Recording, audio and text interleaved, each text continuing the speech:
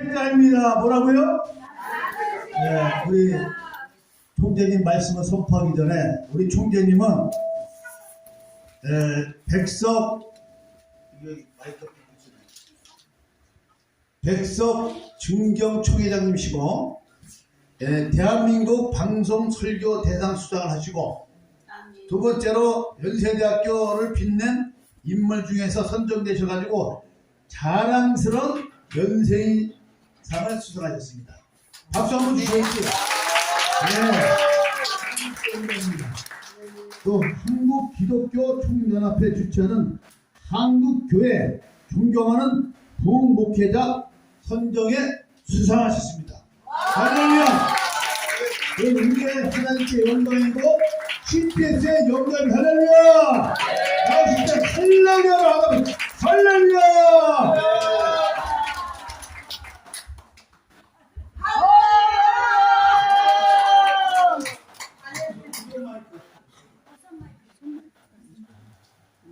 할렐루야. 아멘. 할렐루야.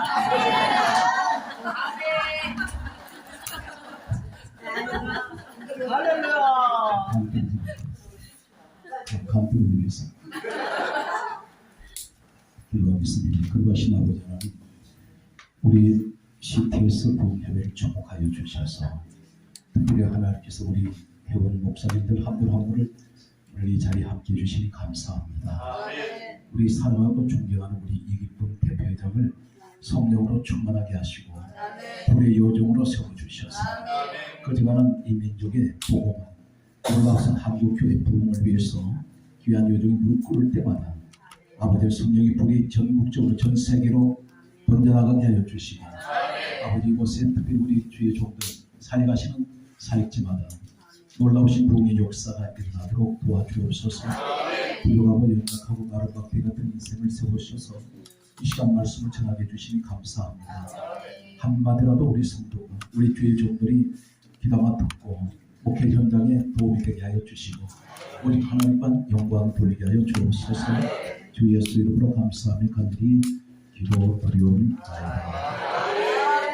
받으시겠습니다. 나는 실패한 목사입니다. 인생은 일단이 태어나서 죽을 때까지 만들어질 때 성도가 수천 명, 만 명, 우리 비서 목사가 지금 같이 오신 수영하는 우리 비서 목사가 한 4, 5년 전에 통계를 매주마다 등록한 통계를 저한테 보고합니다. 그때 4년 전 정도 되는데 16만 5천 명 이상이 등록이 됐었는데 많이 빠져나갑니다. 용인이라는 곳은 물이 고이는 자리가 아니라 중간지대예요. 흘러내려가는데 형편이 좀 나아지면 서울로 가버리고 오죽하면 내가 기도할 때 하나님 우리 성도를 축복해 주지 마세요. 가버리니까. 그런데 그렇게 해서 떨어진 성도들 같이 목회를 하는데 마이크 소리가 상당히 투박하네. 방송을 좀 하다 보니까 굉장히 예민하거든요. 여러분들한테 제가 부탁드리고 싶은 것은 교회에 다른 것은 투자하지 않더라도 음향에 대해서는 철저하게 투자하세요. 왜냐하면 요새는 이 전달이 대단히 중요합니다. 그래서 저희 교회 같은 경우는 계속해서 업그레이드 시켜가지고 방송보다도 시설이 방송 시설이 더 좋습니다. 마이크 하나 방송에 보면 들고 나온 마이크 1,000만 원짜리가 넘어요. 그게 돈이 있어 그런 게 아니라 내 목소리가 세금 그대로 나가야 되니까. 이 사람은 아멘 하네. 아멘. 내 지금 확 겁나. 저는 우리나라에서 지금 현재 방송을 가장 많이 촬영하고 있죠. 하루에 일주일에 4편. 그러니까 그게 전부 다 매일 1위에서 5위 안에 다 들어 있습니다.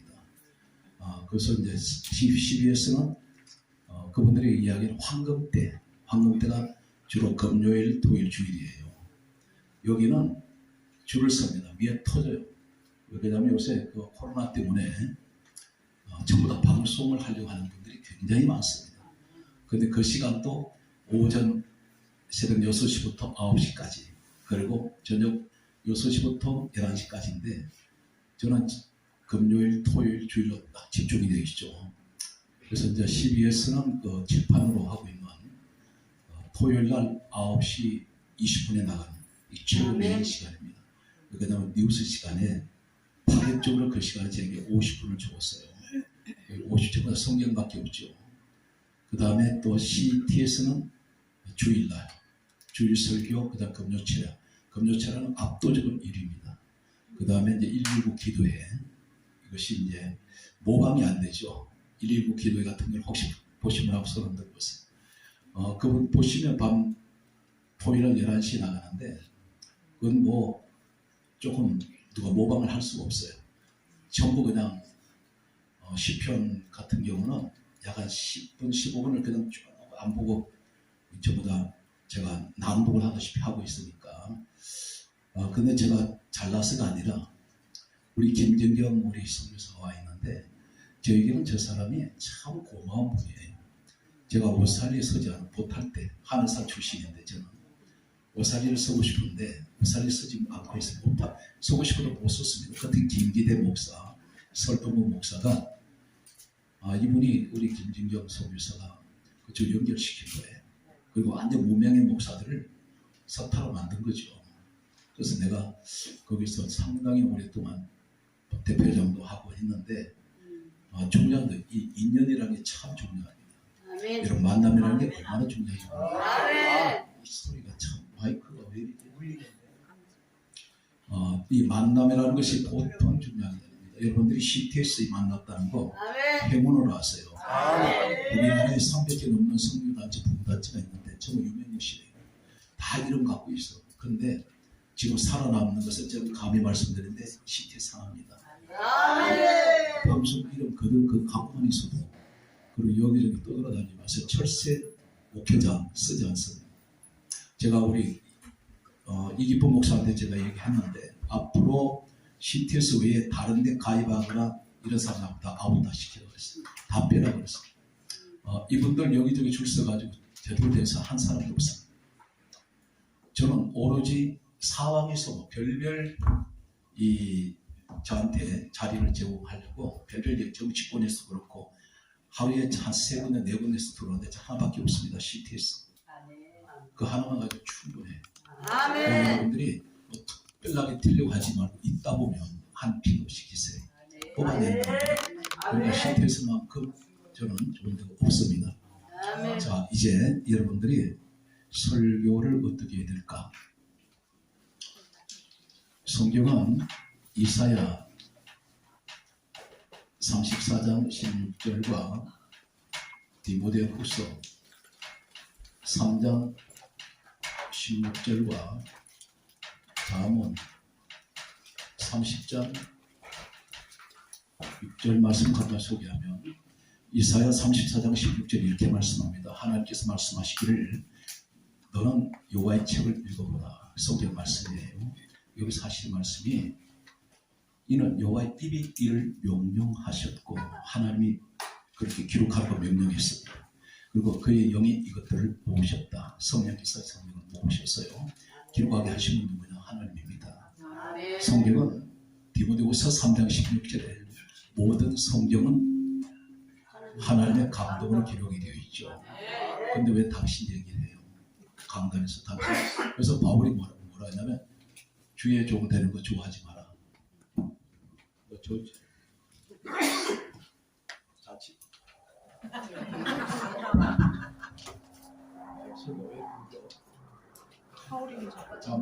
잠.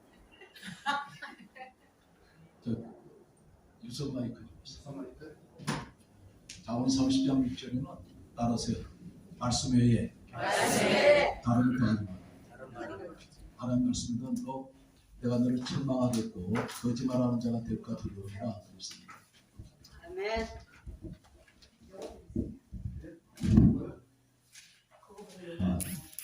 이거 그냥 갑시다. 잠언 30장 됐습니다. 소리가. 마이크가 더 나. 이게 나. 주의 마이크를 역사. 잠언 30장 6절에 이렇게 말씀합니다. 너는 말씀 외에 다른 것을 더하지 말라. 아멘. 다른 걸 더하면 너 책망하겠고 너 거짓말쟁이니 거짓말이 원어에는 사기꾼이에요. 아멘. 아멘. 성경 말씀 외에 당하면 안 돼. 다른 걸 전했다가는 얻어 터집니다. 아멘. 그러니까 부흥사들이 얼마나 얻어맞을 짓을 많이 하는지 몰라요. 성경을 잠깐 제가 소개할게요. 오늘 우리 이기쁨 목사님이 나한테 1,000개도 사주고 1,000개 그다음 돼지 고기도 구워줘가지고 밥값을 해야지. 밥값은 해야 될 거 아니야. 골로새서 1장 18절에 이렇게 말씀하고 있습니다. 우리 예수님을 가리켜서 근본이신 그리스도 이렇게 말씀하는데 신약은 영어 성경도 번역이 수없이 됐어요. 한글 성경은 14번 지금 번역이 됐습니다. 가라사리가 없어졌어요. 이런 시대로 바꿔져 버렸어요. 그런데 원어가 뭐냐면 저는 이제 지금 백성 목사님께서 여기 합동초에 칼빈대학교 종신석자 교수로 문교부에 종신이란 말이 없어요. 그런데 여기서 학교에서 개정을 시켜서 법을 바꿔서 저를 종신석자 교수로 지금 박사 과정에 있는 목사들한테 언어를 가르치고 있습니다. 그런데 신약 성경은 헬라어로 되어 있어요. 우리가 잘 아는 대로. 그리고 구약 성경은 히브리어인데 여기에 골로새서 1장 18절에 무엇을 제가 말씀하려고 하시는지를 들으시기 바랍니다. 성경 공부하는 시간이 아니니까 여러분 현장에서 말씀 전하는 분들이에요. 정신 차리고 들어야 돼요. 죽도록 일하고 주님 앞에 섰을 때 이 거짓말쟁이 사기꾼아 그러시면 어떻게 하시면 그래서 성경 강의하기를 너희가 주여 주여 나를 부른 자마다 다 천국 갈 것 아니라 그랬죠. 네. 그러니까 굉장히 중요한 얘기입니다. 이 근본이란 말이 무슨 말이냐면 헬라에는 아르케 이 아르케라는 이 말은 요한복음 1장 1절에 태초라는 말이 아르케예요. 다시 말해서 예수님이 태초예요. 근본이신 예수부터 근본 아르케 이 헬라는 요한복음 1장 1절에 태초라는 말이 아르케입니다. 똑같은 헬라를 쓰는데 만약에 창세기 1장 1절 보면 태초에 하나님이 천지를 창조하시느라 되어 있죠. 그러면 이 태초가 히브리어로 되어 있는데 헬라로 태초를 얘기하면 예수가 됩니다. 그래서 끝 마무리가 계시록 22장 성경 말씀이 끝이 어떻게 됩니까? 아멘 주 예수여 오시옵소서 주의 은혜가 여러분에게 함께할지어다. 오늘 이 말씀이 예수를 시작해서 예수 끝나버립니다. 그 성경 뭘 얘기하느냐? 요한복음 5장 39절과 46절에 요한복음 5장 39절에 예수님 이 땅에 오셔서 하신 말씀이 이 성경은 내게 대하여 정언한 것이다. 요한복음 5장 46절 말씀하시기를 모세는 내게 대해서 기록했다 그러는데 모세는 창세기, 출애굽기, 레위기, 민수기, 신명기 5권의 책을 기록했죠. 이것을 모세 5경 51법이라고 부르는데 모세는 예수 그리스도를 말씀하고 있습니다. 그 전성기 주였잖아요. 예수밖에 없어요. 여러분 설교 잘하고 못하고 딴 것 없어요.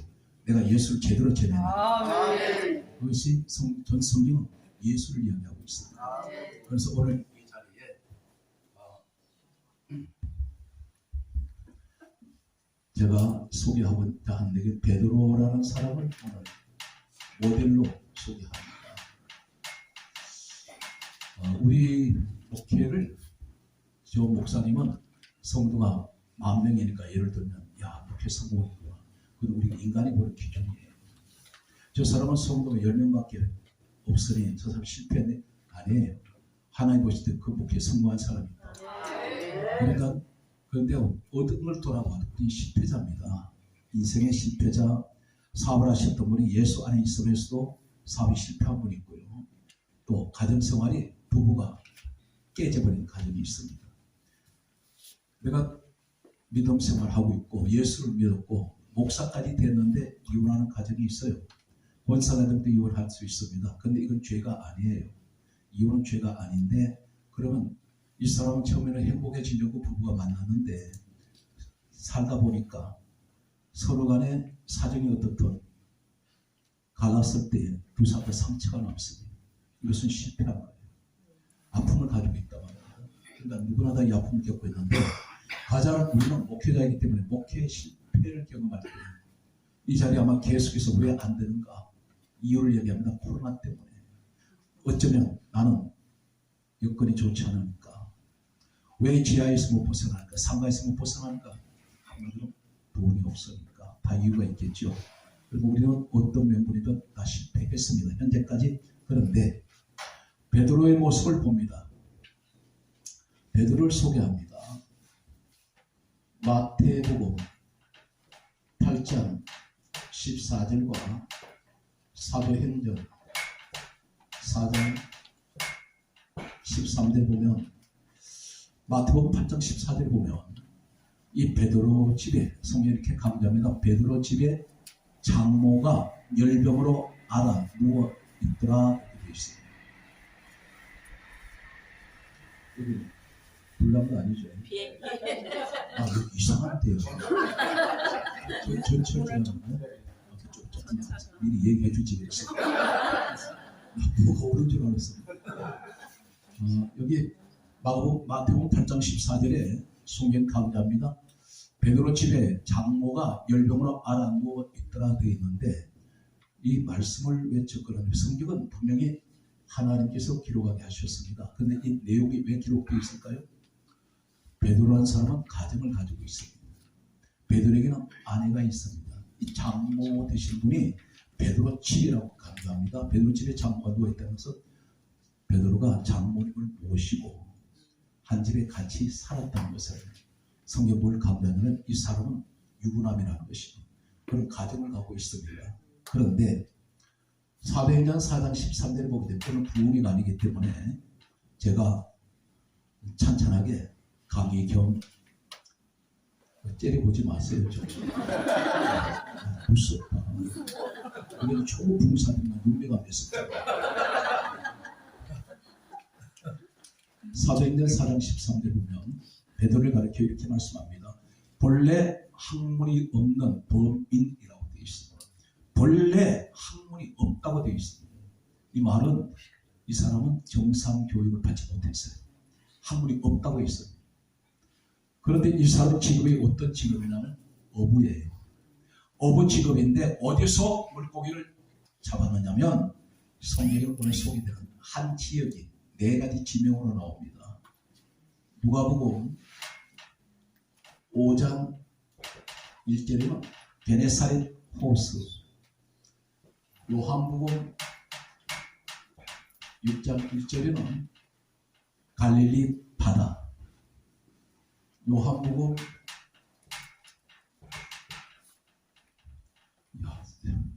장난을 맞추는 것 같아요.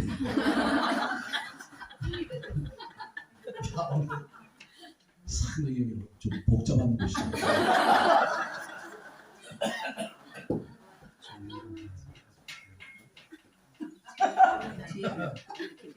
요한복음 21장 1절에는 디베라 바다, 여호수아 12장 3절에는 긴네렛 호수, 한 지명을 게네사렛, 갈릴리 바다, 여기를 호수라고도 하고 바다라고도 하고 디베라, 긴네렛 이렇게 4가지 지명을 사용해요. 근데 여기서 오늘은 편의상 갈릴리 호수 바다라고 하겠습니다. 이곳에서 이 사람은 물고기를 잡고 있습니다.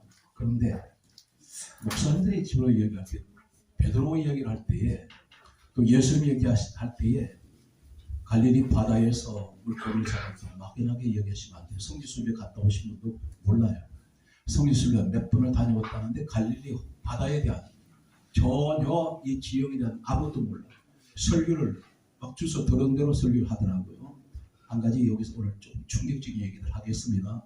너무 쉽게 말씀드린 목사님들이 전하는 내용, 방송에 저는 벌써 20년째니까 이 방송 전문 강사다 보니까 원어히고리를 보면서 전혀 이 배경을 모르고 얘기할 때 성경 엉뚱한 해석이 나와요. 그 굉장히 무서운 일입니다. 우선 갈릴리 호수 바다 이야기 하겠습니다. 갈릴리 호수에는 참고로 말씀드립니다. 오늘 목사님들이 선택지 너무나 보여줍니다. 붙들고 있으나 붙들고 세 분이 매달려. 나 되게 부담스러워. 돼지고기 좀 먹여놓고. 전화로 어제 얘기하는데 청개를 잡았다 해서 이들 많이 오늘 장로님 고생 많이 했어요. 그 청개를 먹긴 먹었어. 그런데 청개를 먹고 나는 게 그 돼지를 먹고 나더니 오늘 이게 막 힘이 넘쳐가는 거야. 안쓰러워.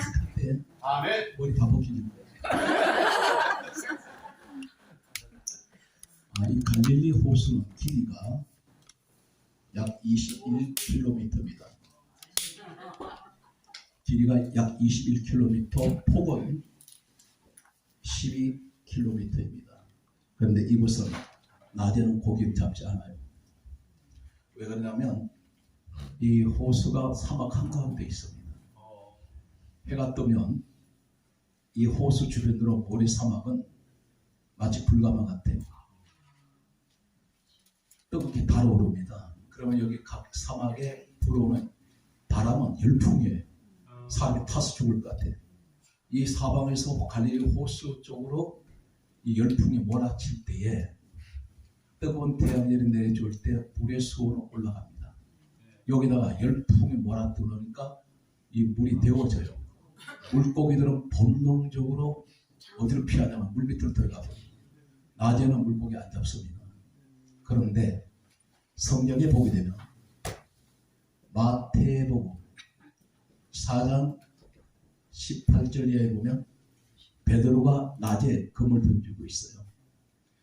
반대로 4장 21절 이하에 보면 야고보, 요한은 금을 깃고 있어요. 이 차이가 뭘까? 본래 이 베드로는 갈릴리 바닷가에서 태어났습니다. 전통적으로 그 집안이 어부 집안이에요.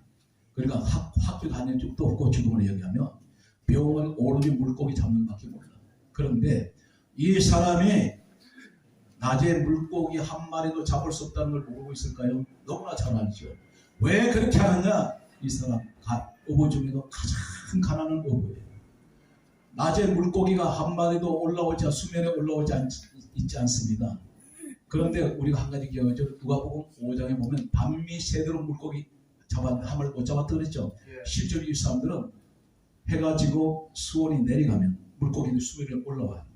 이때 밤에 이 사람들은 물고기 잡습니다. 그런데 베드로가 낮에 물고기를 잡기 위해서 금을 던진 것은 뭐냐면 물고기 한 마리라도 건져 올려야 내가 끼니를 이어갈 수 있기 때문에. 그리고 여기서 물고기 잡는 그 당시 로마 법은 유대인은 식민지 같이 지배를 받았습니다.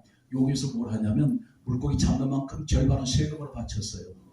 그러니까 이 사람이 우리가 지금 전부 다 설교에 해당이 된 내용입니다. 예수님 전부 갈릴리 바다 중심으로 사역을 하셨으니까 우리가 알고 있어야 된다. 그런데 여기서 왜 야고보, 요한 나중에 똑같은 베드로같이 제자가 됐는데 이 사람들은 그물을 깃고 있고 18절과 21절 차이는 바로 똑같은 현장 같은데 누구는 낮에 그물 던지고 누구는 그물을 깃고 있느냐. 여기는 깃고 있다 했는데 그물을 던질 준비를 하고 있다는 겁니다. 언제? 밤에 던지려고. 그러면 이 사람들은 어떤 사람이 야고보, 요한은 굉장히 같은 어부인데도 부자예요. 그것을 한마디로 어떻게 알 수 있느냐면 요한복음 18장 15절 이하에서 16절에 보면 예수님께서 십자가에 이제 고난당할 수 있어 끌려갑니다. 어디로 먼저 들어갔냐면 대제사장 집으로 들어갔어요. 여기 끌려 들어갔으면 여기서 신문을 받을 때에 성경은 이렇게 가운데마다 두 사람을 대조하는데 베드로라는 이름이 나오고 또 한 이름은 또 한 제자가 이렇게 나옵니다. 그런데 대제사장은 누구냐면 최고의 그 당시 지도층이에요. 여기는 최고위층의 사람입니다. 그런데 베드로는 그 집에 들어갈 때는 사람이 막아요. 못 들어오게. 하인들이 관리자들이 못 들어오게 합니다. 그런데 한 제자는 자기 집 전하듯이 들어가요. 바로 이 한 제자가 누구냐면 요한복음 18장 15절 이하에 여기 한 제자는 이름이 안 나오는 이 제자가 바로 학자들은 이렇게 말합니다. 요한이라고 말합니다. 그러니까 단적으로 뭘 얘기하냐면 야고보 요한은 최고위층 사람하고도 친분이 있는 사람이에요. 그만큼 통한다는 겁니다. 그래서 아무도 제재를 안 해요. 근데 베드로는 못 들어가요. 문 밖에 서 있을 때 이 요한이 나가서 이 사람을 데리고 들어갑니다. 자, 오늘 그런데 중요한 것은 이 사람이 물고기를 잡는데 어느 날 우리 궁금한 것이 하나 있어요. 자칫도 헷갈려 버리는 게 마태, 마가, 누가, 요한복음 가운데 베드로가 고기 잡는 사건이 몇 군데 나와요. 그런데 그러면 만약에 마태복음 4장 18절을 보게 되면 예수님께서 베드로가 그물 던지고 있을 때 너 나 따라오면 안 돼. 이때 처음 하나님이 예수님이 부르신 것으로 착각하는 분이 있습니다. 또 누가복음 5장에 보면 밤이 새도록 그물 던졌는데 그물 고기 한 마리 못 잡았을 때 예수님께서 깊은 데로 가서 그물 내려 고기를 잡아라. 그물에 지도에 잡혀 올라왔을 때 누가복음 5장 11절에 모든 것을 버리고 예수를 따르니라. 그러면 헷갈릴 때가 있습니다. 그런데 가장 중요한 것은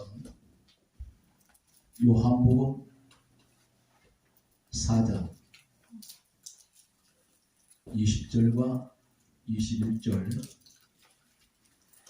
22절 말씀을 보면 아까 목사님이 봉독했던 내용 가운데 요한복음 4장 목사님 지금 뭐 하고 있는 거예요? 되게 보니까 오늘따라 되게 기운이 없어 보여. 그러지 마로. 성경이 말씀을 이렇게 기록합니다. 잘 들으세요. 시몬 베드로의 형제 안드레가 이렇게 말씀합니다. 그러면서 또 이어서 하는 말씀이 그의 형제 시몬을 찾아 말하되 우리가 메시아를 만났다 이렇게 말합니다.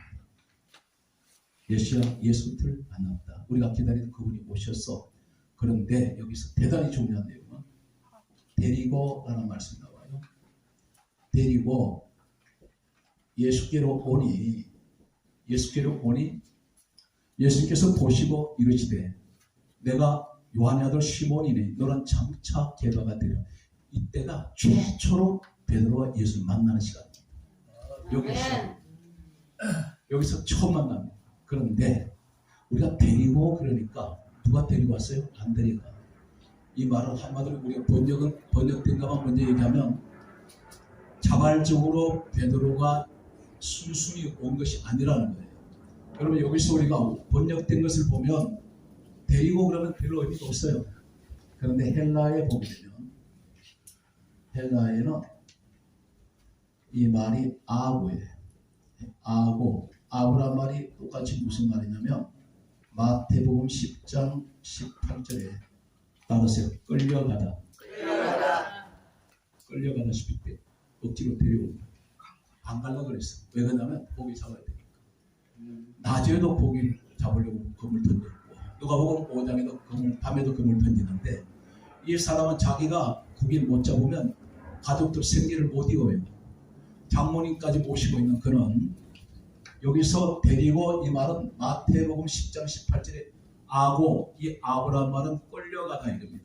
누가 끌고 왔어요? 안드레가 끌고 왔다는 거예요. 하나 더 얘기하면 마태복음 21장 2절에 보면 따라서요. 끌고 오다. 끌고 온 거예요. 그럼 억지로 끌고 온 거예요. 안 가려고 베드로가 처음 주님 앞에 가자할 때 우리가 메시아 만났어. 그러니까 이 사람은 일터에서 일하고 있었던 모양입니다. 그런데 안 그러니까 끌려가고 끌고 오고 더 한 가지는 요한복음 7장 45절에 따라서 잡아오다. 똑같은 아우예요. 베드로는 예수님 앞에 메시아를 만났다는 게 중요한 게 아니에요. 자, 이걸 성당에 적용시키면 어떻게 되는지 아십니까? 교회가 데려다 놨어. 그런데 안 오려고 하는 사람은 억지로 끌고 왔어. 잡아오다는 것은 죄수를 체포해서 잡아오듯이 잡아왔단 말입니다. 메시아 만났으니까 같이 가자. 그러니까 나 지금 일해야 돼. 그래서 잡아 끌고 간 거예요. 갔는데 가버려요. 베드로가 가버립니다. 그래서 여기서 정리를 할 때 어떻게 정리하냐면 데려왔는데 억지로 오기는 왔는데 이 사람이 마태복음 4장 18절에 낮에 금을 던지고 있어요. 왔다가 가버렸어요. 예수님 찾아가셨어요. 너나 따라와. 우리 주님이 베드로 그렇게 부르신 겁니다. 부르셨는데 따라갔어요. 성경에. 따라갔는데 또 성경 보면 누가복음에 보면 누가복음 5장 1절에 우리가 설교를 잘못하고 있는 내용 가운데 성경 구절을 여기 등장하는데요. 이 사람이 밤이 맞도록 금을 던지다 복향을 붙잡았어요. 예수님께서 오셔서 그때가 또 뭐냐면 정리하면 이렇습니다. 안드레 동생이지 형인지 성경 안 나와요. 분명해서 친형제야. 근데 전도를 해서 데려다 놨더니 아고 끌려가고 끌고 오고 잡아왔더니 이 사람이 자기가 일하는 일터로 가버렸네. 가서 또 예수님 또 불렀어요. 불러놨더니 또 가. 이것이 마태복음 4장 18절과 갔다가 또 따라가다가 또 이 사람 보니까 물고기 또 잡고 있는 거예요. 여기에서 어떤 분은 우리가 가장 설교할 때 많이 사용하는 내용이 누가복음 5장에 보면 이런 기록이 나옵니다. 깊은 데로 가서 그물 내려 고기를 잡아라 그러니까 예수님 그 말씀에 제가 이 베드로가 뭐라 그랬어요? 내가 밤이 새도록 물고기를 잡은 것은 없지만 말씀에 의지하여 그물 내려 고기를 잡겠다. 말씀 의지하여 그물 내리게 되었죠. 이걸 믿음 있는 사람이라고 얘기해요. 믿음 없어요. 여기서 큰 문제가 일어나. 베드로 믿음 없이 금을 어떻게 던졌느냐? 잘 들으세요. 성경은 앞뒤 문맥을 봐야 돼요. 여기 누가복음 5장 1절에서 11절까지 물고기 잡는 사건이 나와요. 11절에 모든 것을 버리고 따라갑니다. 여기에 5장 3절에 보면 예수님께서 베드로 빈배 타세요. 타실 때에 베드로 한마디도 말을 안 합니다. 말 한마디도 하질 않아요. 그 이유가 뭔지 아세요? 만약에 낯선 분, 처음 만나는 사람 자신의 배를 타시면 당신 누굽니까? 얘기할 수도 있고 왜 타십니까? 물어볼 수 있어요. 근데 안 물어봐. 이유가 뭐냐면 주님을 만났기 때문에. 알고 있어요. 그래서 주님 찾아오신 걸 보고 계속 도망갔다가 끌려갔다가 도망갔다 하니까 주님이 또 찾아오셨네. 아무 말씀 못하는 거예요. 그런데 여기서 더 중요한 것은 3절, 4절, 5절에 보면 이름이 성경 누가 기록해 있어요? 하나님 기록하게 하셨죠? 성경 우연히 한마디만 기록된 게 아니라 여기 이름이 본래 베드로 이름은 예수님 지어준 이름이죠. 그런데 여기는 3절, 4절, 5절에 시몬으로 나와요. 시몬이라는 이름은 믿음이 그 당시 없었어요. 그러면 어떻게 써? 또 한 가지 더 중요한 것은 5절에 뭐라고 하냐면 선생님 제가 밤이 새도록 수고를 하여서되 얻은 것이 없지만은 말씀에 의지하여 그물을 내리리다. 이것은 누구라고 하면 주여가 아니라 선생님이에요. 선생님이라는 말은 이 말이 원어의 어떤 의미냐면 일반적으로 호칭이에요. 우리가 예를 들면 낯선 사람 만났거나 대화할 때 선생님 이렇게 부를 때 있습니다. 아멘. 맞아요? 네. 그런데 중요한 것은 눈 뜨고 있는 거예요 지금.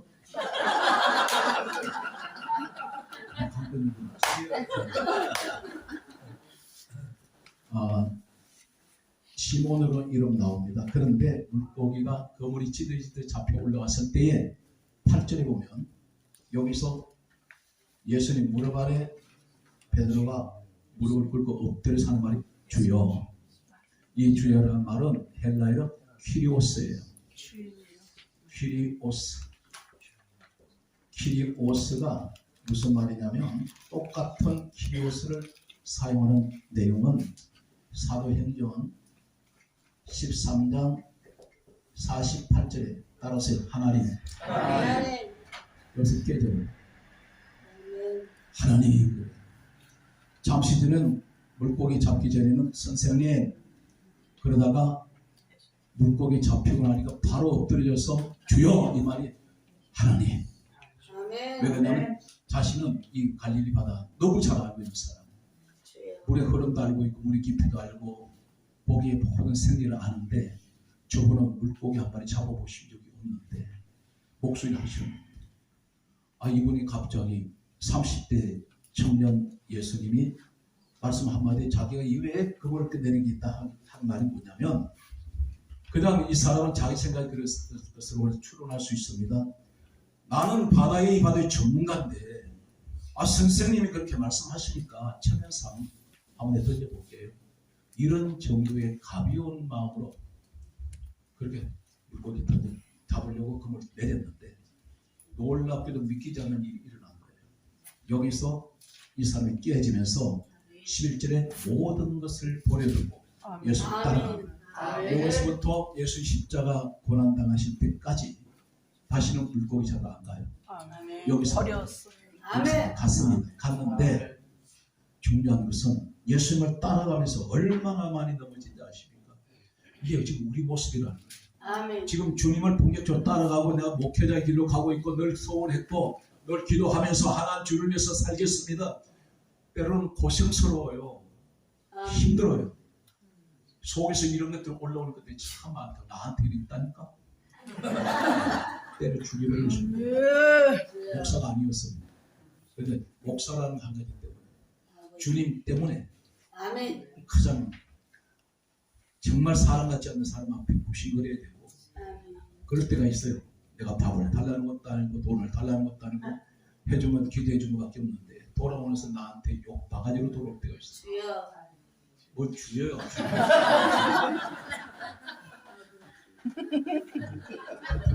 가슴을 치는 거죠. 그런데 따라가면서 베드로의 모습을 소개합니다. 이 베드로가 뭐라고 자신을 얘기할 때 따라가면서 마태복음 26장 35절 56절 어떤 건 그랬어요. 외국에서 목사님이 찾아왔어요. 계속 주일날 이분이 일부러 왔대. 목사님 설교가 도대체 좀 제가 앞에 모니터를 숨겨놓고 보고 있나 그래요. 왜 숨겨놓냐? 그냥 드러내고 보지. 그러니까 아니 저 사람은 도대체 머릿속에 뭐가 들었길래 저럴까? 성령님이 주시면 돼. 아멘. 여기서 아멘. 50분짜리 설교 오늘 지금 하고 바로 돌아서서 50분 방송 설교 구절 하나만 틀리면 9시에 얼마나 올라갈수록 죽이려고 하는 사람 많이 몰라. 별별 꼬투리 다 잡아요. 더구나 학자들이 앉아서 참 서져 있어도 다 듣다보고 있다. 교수들 뭐 한두 명입니까? 근데 하나님이 지켜주시더라. 아멘. 58절 72절 74절에 74절 여기 누가복음 24장 12절 베드로가 예수님을 따라가면서 어떤 실패를 계속 만나면 마태복음 26장 35절에 이렇게 베드로가 고백합니다. 제가 주와 함께 죽을지언정 주를 부인하지 않겠습니다. 아멘. 내가 주님 죽을지언정 부인하지 않습니다. 주를 부인하지 않습니다. 그랬던 사람이 35절이 고백해놓고 56절에 예수님 붙잡히실 때 제자들이 다 예수를 버리고 도망갑니다. 여기 베드로가 도망가요. 무너져버려요. 우리가 고백을 얼마나 많이 하는지 몰라요. 그러면서 날마다 우리 무너지더라. 목회는 나도 모르게 자이든 타이든 무너지더라. 잘해보려고 그랬는데 안 되더라. 여러분 갑자기 침묵해버린 이유가 뭐예요? 공감.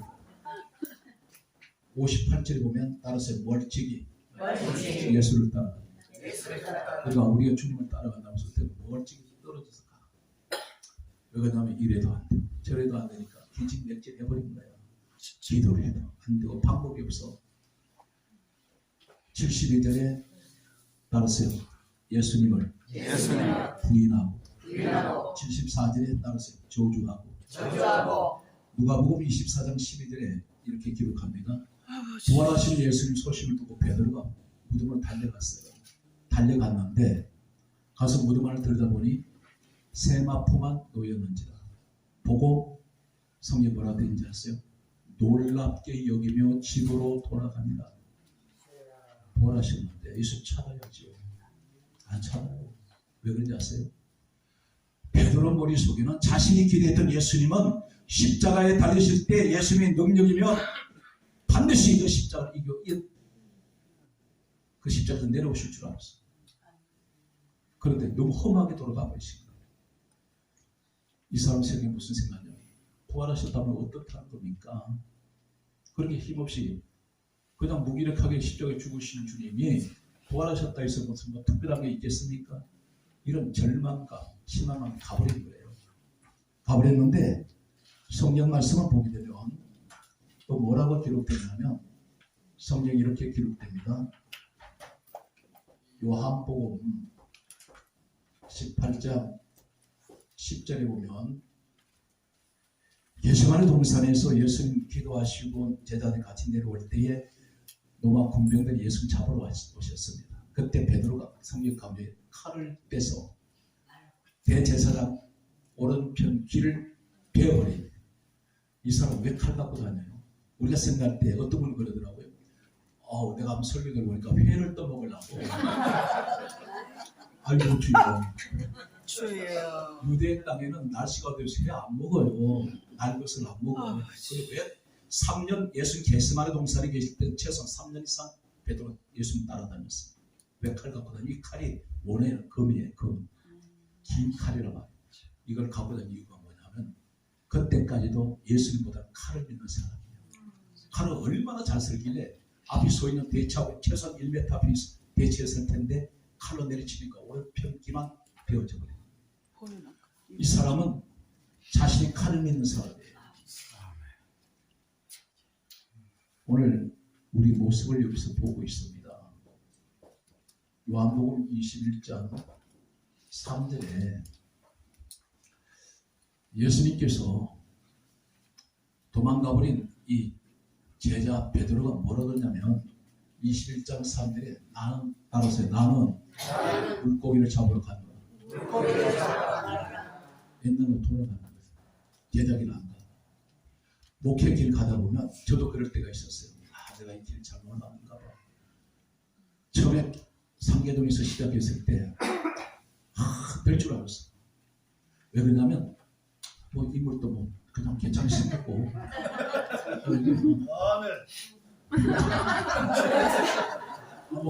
뭔가 인간적인 생각에 이게 될 줄 알았어. 근데 성도리 200~300명 상가들이 모이는데 내가 죽겠더라고.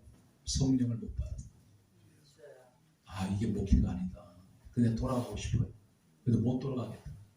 기가 막히게 누가 불러주지 않아. 부모사라고 불러주지도 않고 그렇다고 뭐 이건 뭐 방법이 없어. 근데 그런 얘기가 하려면 시간이 그러기 때문에 그런데 물고기 잡으러 가버려요. 이때에 성경 강좌기를 오늘 내가 그래도 우리 장로님이 청개를 잡아줬기 때문에 내가 서비스로 더 길게 하는 거예요. 왜 자꾸 주여 그래요? 근데 나 오늘 목사 처음 뵀어. 스님이 목사가 되네. 위대하신 분이야. 그래서 양복 2벌 준다고 그랬어.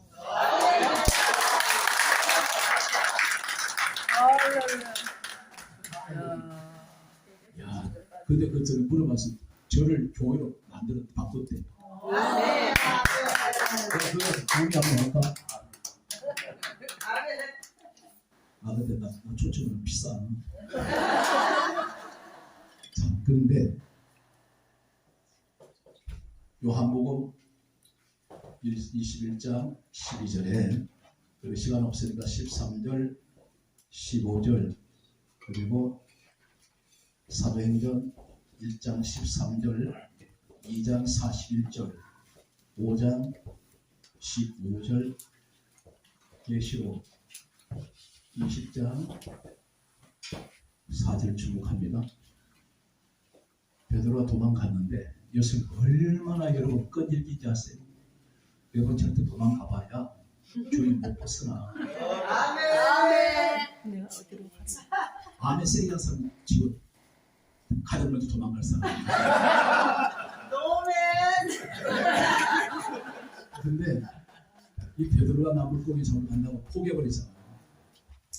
예수님이 부활하셔서 바닷가에 나타나셔서 새벽에.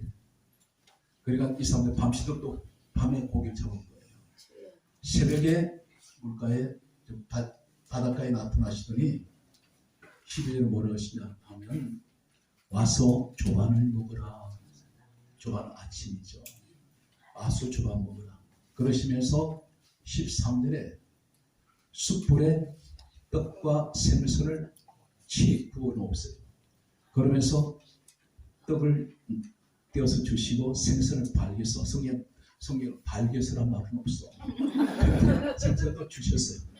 근데 예수님이 친히 건네주세요. 먹으라고. 그러고 난 후에 15절에 성경 강조합니다. 조반을 먹은 후에 베드로는 지금 고기를 못 들어요. 왜 그러냐면 3일 전에 숯불 앞에서 부인했잖아요. 예수 저주했잖아요. 모른다. 그리고 예수 면전에 들고 저주했던 사람인데 그러니 지금 숯불 앞에 앉아있단 말이에요. 그러니까 보는 것만 또 이게 고기를 못 들어. 자꾸 그 3일 전에 생각이 났어. 그런데 예수님이 조반을 먹은 후에 물어보세요. 베드로 이름을 안 부르세요. 요한의 아들 시몬아, 내가 나를 사랑하느냐? 세 번을 물으셨죠. 여기서 우리는 사랑하느냐 그랬더니 베드로가 사랑합니다. 이거 사람 똑같은 사람 얘기는 아니에요. 예수님 부르신 사랑은 아가페예요. 베드로가 고백하는 사랑합니다. 이 말은 필레오예요. 친구 간에서. 여기 회개가 들어있어요. 회개. 예수님 아가페의 얘기는 너는 무조건 나 사랑할 수 있니? 그 얘기예요. 그런데 필레오의 사랑은 뭐냐면 이 친구의 우정의 사랑은 계산적입니다. 이기적이라고요. 보세요. 아무리 내가 친구를 내가 나 자신보다 더 사랑하는 사람이 할지라도 내 조건에 안 맞으면 언제든 깨져. 이게 인간의 사랑이다. 그런데 베드로 고백하는 나는 그렇게 못했습니다. 그래서 도망갔고 예수님 부인하고 저주했습니다. 그랬더니 예수님이 하신 말씀이 내 양을 먹여라. 내 양을 치라. 그 사람 가지고 끝까지 필력으로 가요. 그래서 어디다 데려놓으시냐면 예수님 떠나실 때 사도행 1장 13절에 120명이 모여있는 다락방에 기도하는 자리에 베드로님이 가장 먼저 앞에 나옵니다. 이 자리에 있다가 10일 만에 기도하다가 성령을 받지요. 어떻게 달라지냐면 2장 41절에 하루에 3,000명이 돌아와버려요. 그런 가운데 도망갈 생각이나 하들 말고 주님이 붙들어갔던 옷이나 그러니까 불만 받아버리면 하루에 3,000명 돌아오면 기적이 일어납니다. 그런데 어느 정도 능력이 오냐면 5장 15절에 보면 그림자만 닮아도 그림자만 베드로 그림자만 지나가도 모든 병든 사람 병명 상을 치료됩니다. 그리고 귀신이 떠나가요. 베드로에게 그림자에도 능력이 나타난 사람인데 중요한 것은 예수님 떠나신 지 30년이 지나고 AD 65년 유대 역사에 보게 되면 로마에 이때 베드로가 있었습니다. 이때 로마를 통치하는 역사의 기록에 보면 네로가 황제로 있었어요. 로마에 대화재 사건이 일어납니다. 그런데 그 불을 지른 곳이 어디냐면 아주 노후화된 지역입니다. 여기다 재개발을 해야 되는데 이 네로 황제가 이 시상이 떠오르지 않는다고 불을 지르게 했습니다. 그리고 소문을 어떻게 냈냐면 예수 믿는 사람들이 불 질렀다고 소문을 퍼뜨렸어요.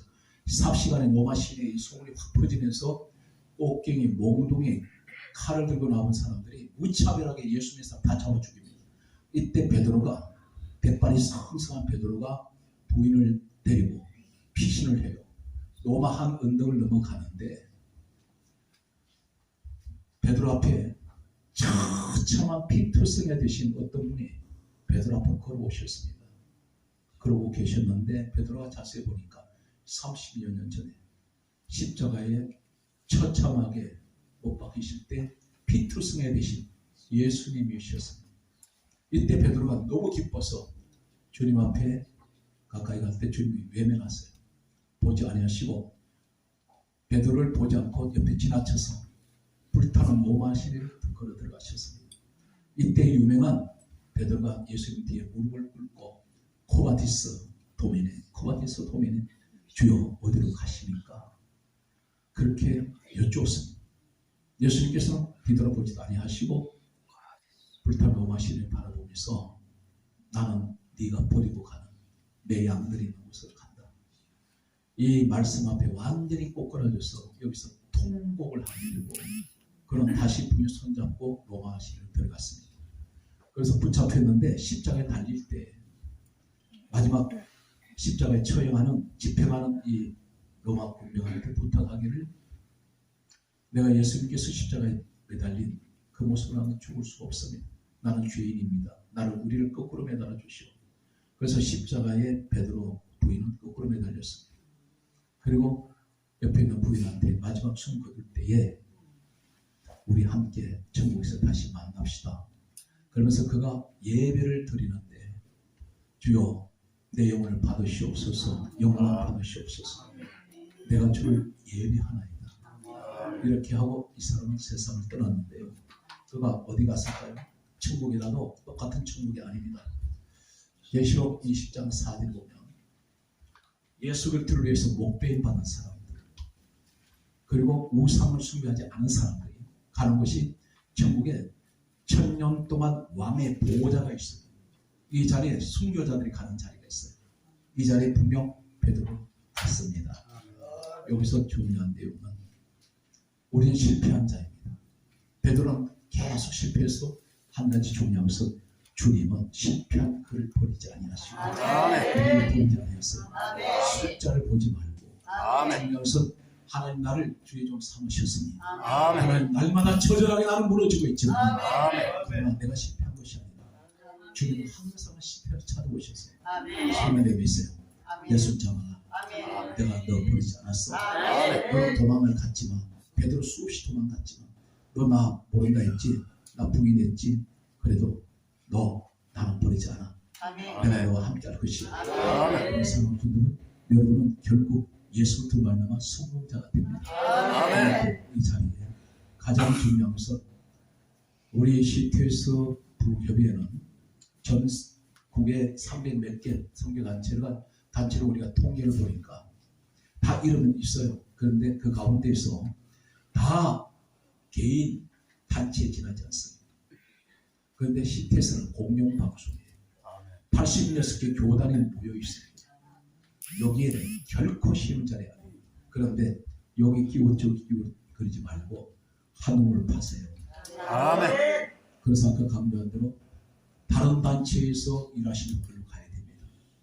여기는 숫자 채우려고 하는 자리가 아니에요. 그리고 막 혼자서 빨리 급하고 하면 튀려고 하지 마세요. 자인이 여러분 튀게 되어 있어요. 오늘 이기쁜 목사님을 제가 보면서 남자 10명보다 더 훨씬 더 나아요. 10명보다 부족하냐? 100명보다 더 나아. 그러니까 장로님이 참 위대한 분이야. 나 저런 남자 처음 봤어. 라이프를 얼마나 저렇게 외주를 잘하는지. 그래서 내가 양복해 준다고 했다니까. 약속을 했는데 배가 들어가면 해준다고 했어요. 오늘 보니까 독감이 와가지고 그동안 운동을 못했대. 그래서 내가 유예 기간을 주려고 석 달 후에 다시 내가 왔을 때 그동안 배가 조금 들어가면 1cm만 들어가도 양복을 해주려고 그래요. 그런데 우리 본 목사님이 참 내가 보면 제가 날반성한 목사들 만나 저 사람이 사기꾼인지 저 사람이 거짓말 가지고 왜 모르겠어. 우리 목사 진국이야. 참 목사님 여자 참 괜찮다니까. 멋있는 그리고 첫째가 멋있는 건 아주 매력입니다. 기도를 열심히 합니다. 그래서 내가 내 속으로 오늘 처음 공개를 하는데 이 기쁜 목사는 시티에서 내가 있는 날까지 내 평생 대부장 해먹으라. 그 다음에 노주 부동이야. 이 목사님 싫어? 그러니까 그 자리 제가 볼 때는 다 노리고 있어요. 그거 그냥 최고의 지도자잖아. 그런데 우리 백석에 이런 인재들이 있다고. 앞에 계신 우리 이경 목사님 나를 째리고 갔냐고. 괜찮은 거. 그러면 다 이렇게 되면 다 훌륭한 분들이에요. 저는 제 자신을 보면 다 한 분 한 분 보면 다 나보다 나은 것 같아요. 다 그렇게 존경하고 있습니다. 아멘.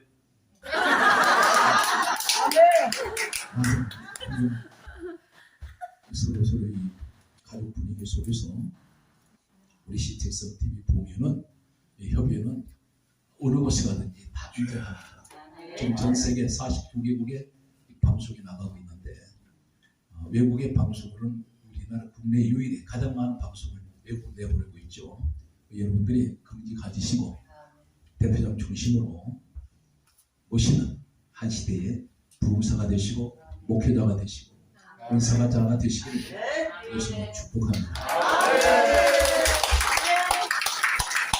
지금 두 손을 들고 형은 주의 삼창하고 주여 심판날을 끝까지 지켜주시고 붙들어 주셔서 베드로처럼 하나님 한 시대에 가장 귀하게 쓰임받는 주의 종을 세우시는 믿습니다.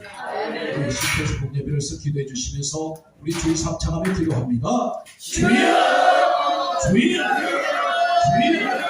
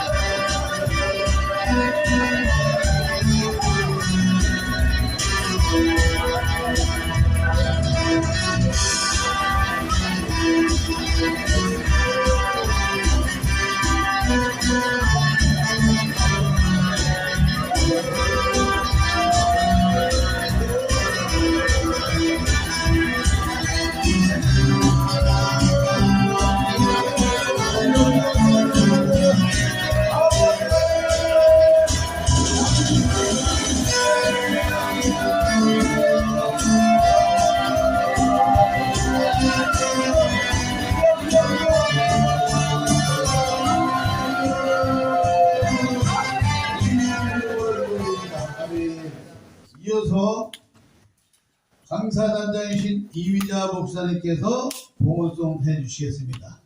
봉헌송 하시면서 하나님한테 예임을 드리겠습니다.